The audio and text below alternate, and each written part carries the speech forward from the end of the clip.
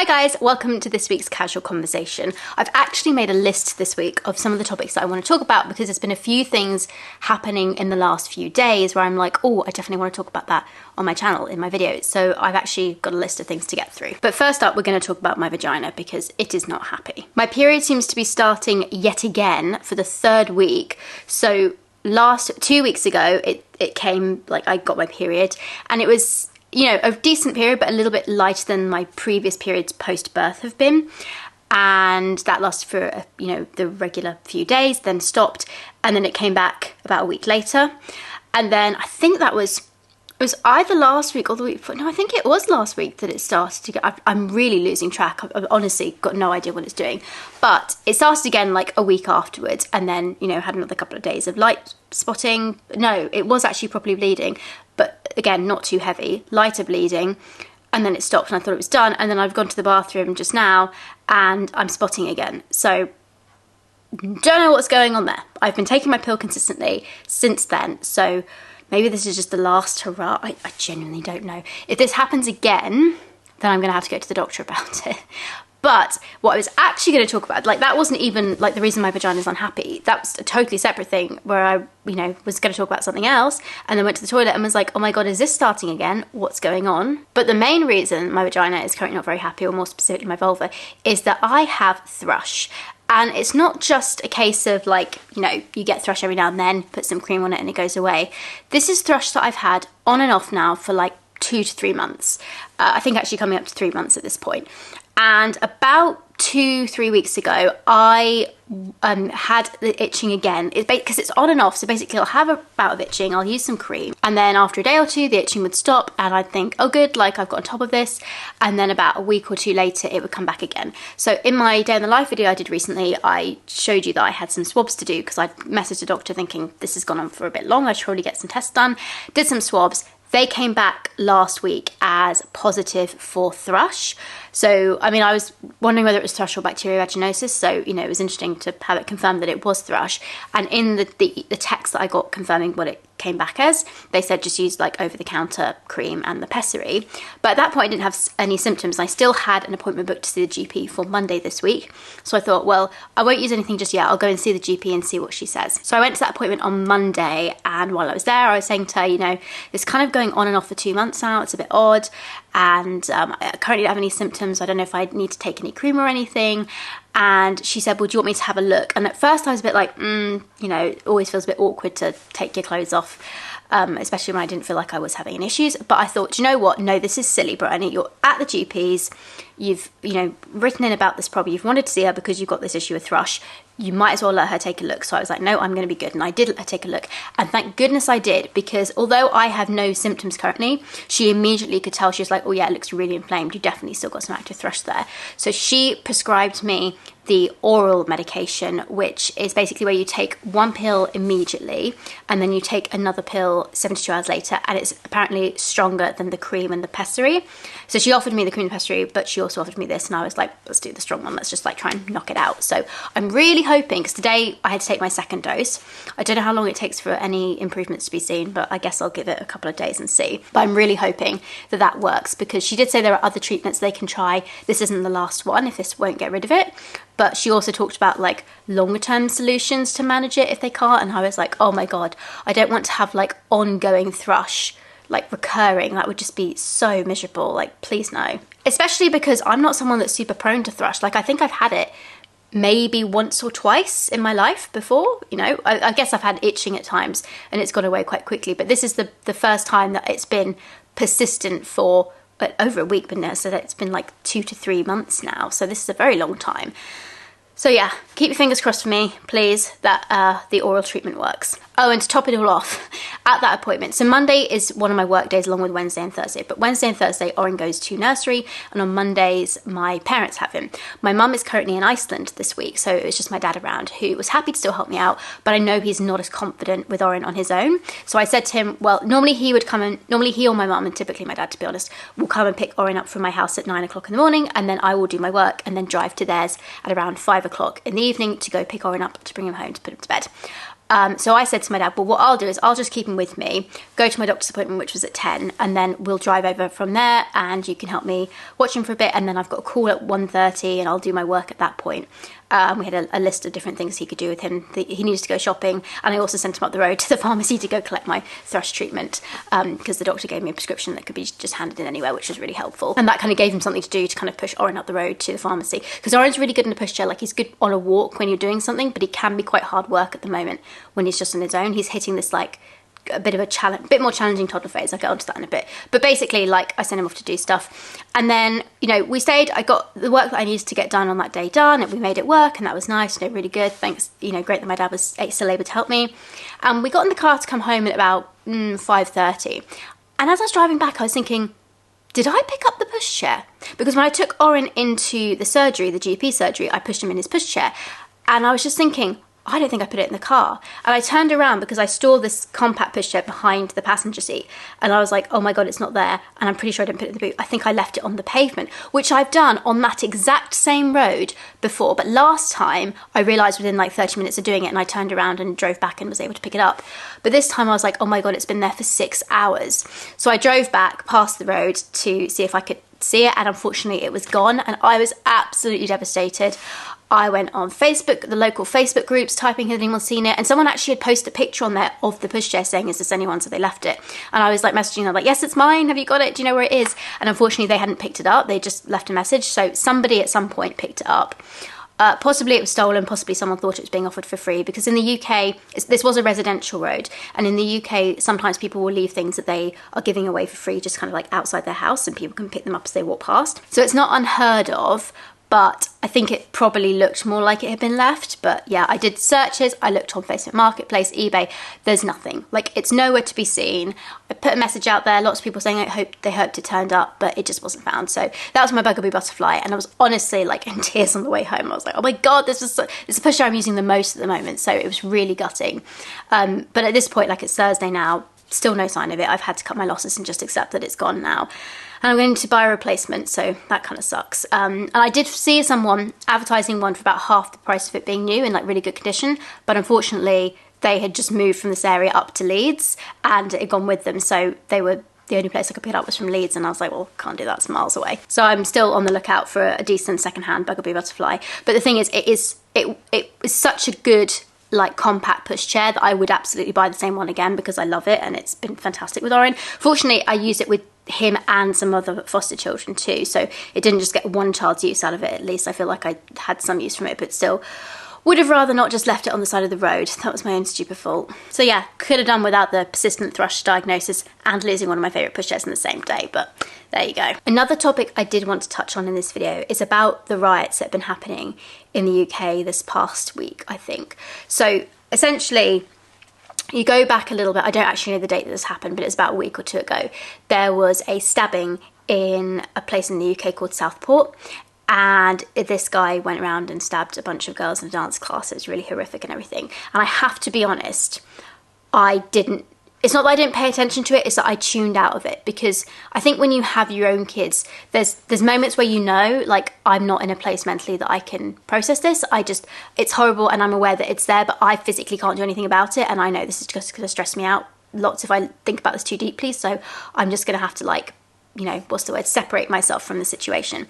So it happened, but I wasn't really paying deep attention to it. I was kind of like conscious that it happened, it was awful, but I was like, okay, I'm just gonna, these things are so rare in the UK when you have attacks on children, so I just kind of had to like mentally be like, that's, you know, it's awful, but this is rare, and chances of happening to my son are very minimal, and, you know, just all that stuff. But as a consequence of that stabbing, there's been a huge spate of violence and riots from right-wing, like white British nationalists, kind of terrorising various different parts of the UK, setting things on fire, you know, like looting, breaking into shops, etc. It's been really awful, and like the racist comments and things that they're shouting have just been horrendous. And as this went on, like, because there was one riot and then another one, and it kind of went on, and I began to realise I needed to tune back in because this was becoming a big thing.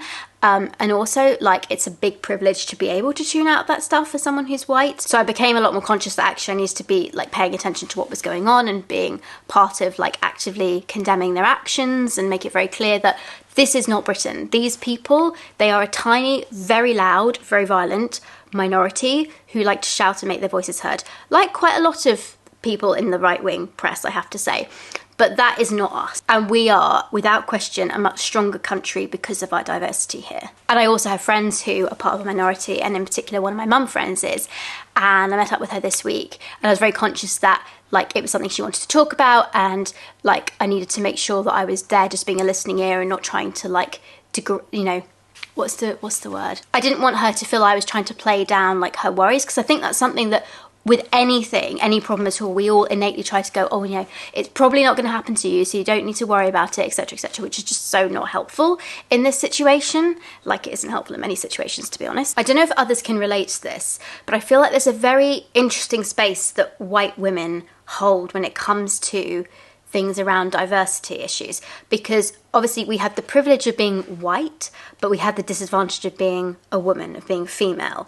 And so there are conversations that I will have where, or not even conversations, but like I'll go to events or I'll see things posted about like violence against women. I vividly remember when there was a murder here a couple of years back of a woman called Sarah Everard, and it just sparked fury and fear into women. And if I was on Twitter or anywhere like where there were women posting like LinkedIn and stuff, it was woman after woman posting about like, there are experiences of being scared out and about, of dealing with men, etc. And then all the men were just like carrying on with their business as usual, like posting, making comments about other topics or things that are relevant to them, because they didn't feel it. They didn't feel that fear that we did. They don't have to walk home with their keys between their fingers. I think as women as well, we're like, well, this is a male violence issue. We're not the problem here. It's the men. You need to engage with us for us to solve this issue. Why don't you do more? Like, why aren't you talking to us? Why aren't you engaging more with this? Why are you staying silent so much? And it's really frustrating to us. But equally, I can be on the flip side when it comes to issues that arise around race. So, for example, these riots recently, these white supremacists who are attacking anyone that doesn't look British. And I'm very aware, kind of watching this and seeing friends and other people of colour posting the stories, talking about how it's making them feel everything, that I'm sitting there thinking, like, I want to make it clear that I don't support these people, but I also want to communicate that in a way that doesn't detract from your voices. And like trying to navigate that is quite... I don't want to say tricky. It's not, we're the ones in the privileged position. We're not the ones that, should be saying, oh, it's too difficult. But it is interesting to me being on like those two different sides, because on the one side, I'm the person that's going, why aren't you engaging more? And on the other, I'm the one who knows I need to engage, but is not quite sure how to do it or is afraid of doing it wrong. And I think we're so often afraid of engaging with these conversations, doing it in the wrong way, that sometimes we're scared to even do it at all. And that's something that we have really got to get over. So that's what I've been navigating this week with my social media, making sure to kind of make it very clear to people that I am very much disgusted by these rioters and that I do not support their views in any way, shape or form, but also leaving the space open for the people who are sharing their own experiences and whose voices really need to be heard in these conversations. And I'm sure I haven't got it right every time, but just sort of hoping that I'm at least doing it in the right way. And I think also, for me, one thing, as I said, I've learned from being on the other side when it's the conversations around the violence against women issues, sometimes you just want someone to even just make the first step, and it's less about being scared of saying the wrong thing. It's much better to just do something than to say nothing at all. And so that's what I'm trying to get better at doing. On a slightly more positive note, however, yesterday there was talk throughout the day on a number of social media channels about how the far right I keep trying to say protesters. I don't want to call them protesters because they're rioters. If I say protester, please forgive me. I don't mean it, but like just, in case I slip up, just warning you. The rioters were planning around 100 riots across the country. And in response to that, around, in many of those places, thousands of counter-protesters showed up to protect like some of the targets they were aiming for, like asylum centres, etc., because they're very anti-immigrant. That's what these people are about. We're protesting, rioting about. And it was so lovely to wake up this morning and see it, like all the thousands of people. Brighton in particular amused me because, first of all, how on earth the far right thought they were ever going to do well in a protest around anti-immigration in Brighton, which is, pro-Gaza, pro-climate change action, like very left-leaning. Like they voted Green in the last general election, and they voted Green for several years now. That's a very progressive part of the country. They were never going to let these people get away with it, and they did not disappoint. They turned out in thousands, and there was like 3 protesters in this one picture I saw. It's quite amusing, but like also heartwarming to be like, that's who we are, not these people. And London as well, there's one in Walthamstow, and again, London is probably, I would say, arguably the best integrated multicultural city in the world. Like there's such a mix of diversity and different cultures and religions that live in one area really harmoniously in London. It's quite a unique place, and it's wonderful. It's one of the many things I love about being in London. And they were never going to let these people get away with it. And I think in the end, actually, I can't remember whether it was the couple that showed up in Walthamstow or no one showed up in Walthamstow, but there were definitely thousands of counter-protesters in Walthamstow too. So they were never going to get away with it here. And all around the country, from Newcastle, Birmingham, everywhere, people showed up to protest against these rioters. So they did not win last night. Doesn't mean it's over, but that was a moment of hope where I woke up this morning and went, people stood up against this and said, this is not us. This is not what we're going to be known for. And I'm pleased to at least see that. Moving on to the last thing that I wanted to talk about in this video today, and that is with regards to the US presidential election, and in particular, the new VP that Kamala Harris has elected. I don't know what the word is, chosen, I think, as her running mate. And that is Tim Walz.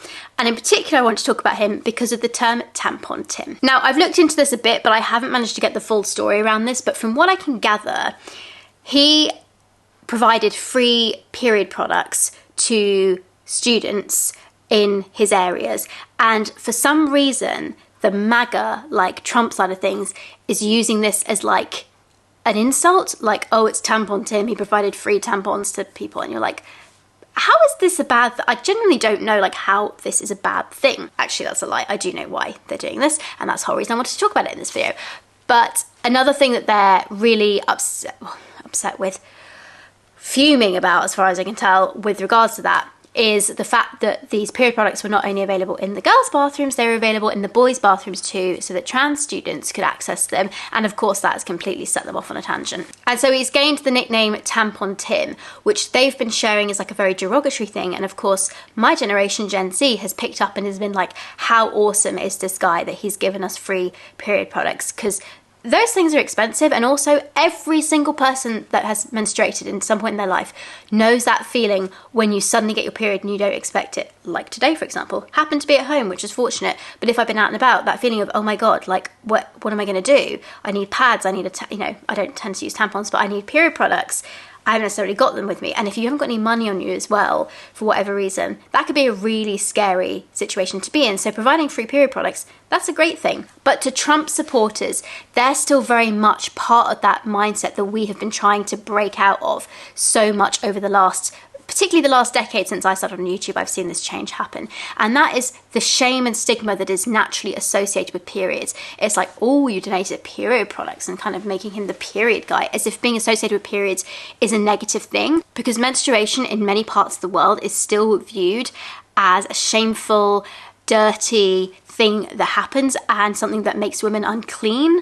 And this is a battle that we have been on for the last decade to really change. And this is something that anyone who's worked in the menstrual health space in the last decade in particular, and beyond that, but particularly the last decade, I've noticed this, have been really trying to change. Been trying to change that with the way that adverts happen around like showing actual blood on pads, trying to change that with, the way we talk about periods and being more open about it, and everything to do with that, to break out of this shame and stigma cycle that has been attached to menstruation for so long in our history. But I think what this Tampon Tim campaign sort of demonstrates is that there's still a long way to go with that, because it's still like, to some people, they saw that and instantly thought, oh, that's an insult. Like, to be associated with menstrual products in any way is a really bad thing, and no one's going to want that. And even the more realistic period product adverts have seen an increase in complaints from people to the regulators, the advert regulators, about the fact that they're seeing red liquid now poured on these period products rather than blue liquid like they used to be. So we still have a long way to go to break the shame and stigma that surrounds these topics. We've come so far, but I think it is really interesting to see this campaign from the right about like how they've used this Tampon Tim slogan in a derogatory way. Just shows that we still have quite a long way to go. And you know what? I hope that Tampon Tim wears that title with pride, because to have made a difference to people's lives in a way that they can access free period products when period poverty is a thing that affects a significant number of people and is such a miserable thing to experience, I think he should be proud of that. And I really hope that my generation will continue to spin this in the positive way that it should be spun, and not the stupid right-wing way about, oh, he's associated with a tampon, how awful. How awful to be associated with ending period poverty. And on that subject, I think I might be bleeding more and need to go and put on a thicker pad. What on earth is happening with my cycle? Thank you so much for watching, guys. Big thank you as always to my Precious Star Superstar members who just give me a little bit of extra support each month as a way to help support the channel. Really appreciate it. If you're interested in joining, click on the join button down below to see some of the benefits that you get through joining the channel program. I hope you have a great day wherever you are in the world, and I will see you soon. Bye everyone.